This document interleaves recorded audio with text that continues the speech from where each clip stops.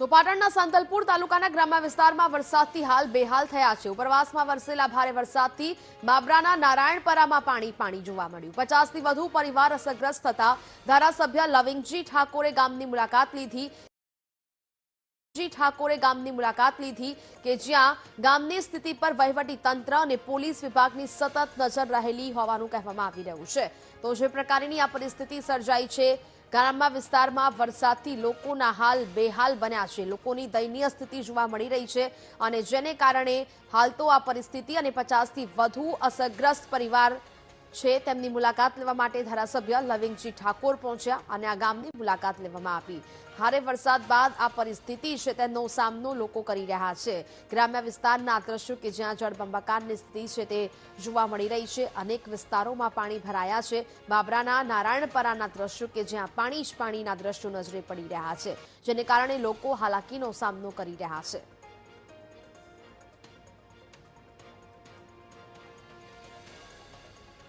TV ન્યૂઝની team પહોંચી છે સરહદી એવા સાંતલપુર તાલુકાના બાબરા ગામના જે પરુ વિસ્તાર આવેલું છે ત્યાંના દ્રશ્યો બતાવવા માંગીશ કે જે રીતે આ દ્રશ્યો જોઈ શકાય છે કે અહીંયા 50થી વધુ પરિવારો જે છેલ્લા 3 દિવસથી અનરાધાર વરસાદ વરસી રહ્યો છે અને અનરાધાર વરસાદ વરસવાના કારણે જે રીતે ઉપરવાસમાં ભારે વરસાદ પડ્યો છે, આજે વિસ્તાર છે તે વિસ્તારની અંદર પાણી ફરી વળ્યા છે, તેને લઈને જે અહીંયા વસતા 50થી વધુ જે પરિવારો છે તે 3 દિવસથી ભૂખ્યા આ વિસ્તારની અંદર જ પોતાના જે મકાનો છે ત્યાં ગાડી રહેવા માટે મજબૂર બન્યા હતા, જેને લઈને રાધનપુરના ધારાસભ્ય આ વિસ્તારની મુલાકાતે પહોંચ્યા છે।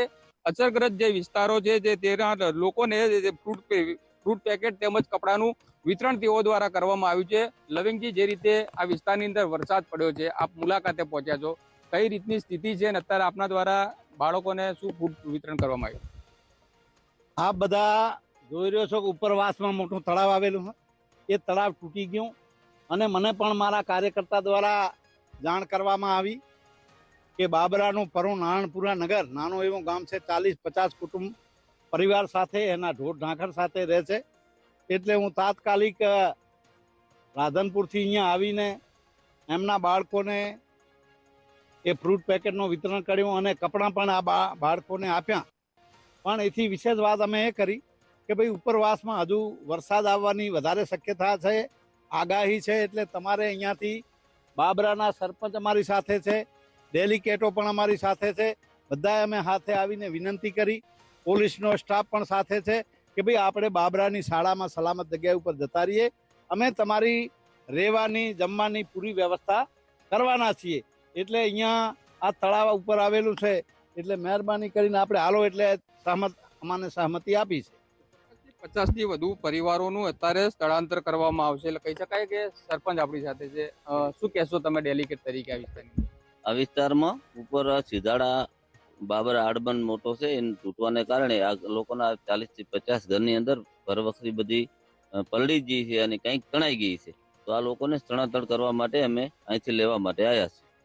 કહી શકાય કે જે રીતે 3 દિવસથી સાંતલપુર તાલુકાની અંદર અનરાધાર વરસાદ વરસી રહ્યો છે અને આ વરસાદના જ કારણે જે 50થી વધુ પરિવારો બાબરા ગામનું જે પરુ આવેલું છે ત્યાં ગાડી વસતા હતા, પરંતુ જે પાણી ફરી વળ્યું છે તેને લઈને તેઓના ઘર વખરીને વ્યાપક નુકસાન થયું છે। ત્યારે આ ધારાસભ્ય આ વિસ્તારની મુલાકાતે પહોંચ્યા છે, સાથે પોલીસ સ્ટાફ છે અને અહીંના સ્થાનિક નેતૃત્વ પણ અહીંયા પહોંચ્યું છે, એટલે કે આ 50થી વધુ જે પરિવારો આ વિસ્તારની અંદર ફસાયા હતા તેઓનું અત્યારે સ્થળાંતર કરીને બાબરા ગામની પ્રાથમિક શાળાની અંદર રાખવામાં આવશે અને ત્યાં ગાડી તમામ પ્રકારની વ્યવસ્થા કરવામાં આવશે। ભરત પ્રજાપતિ, વીટીવી ન્યૂઝ, પાટણ।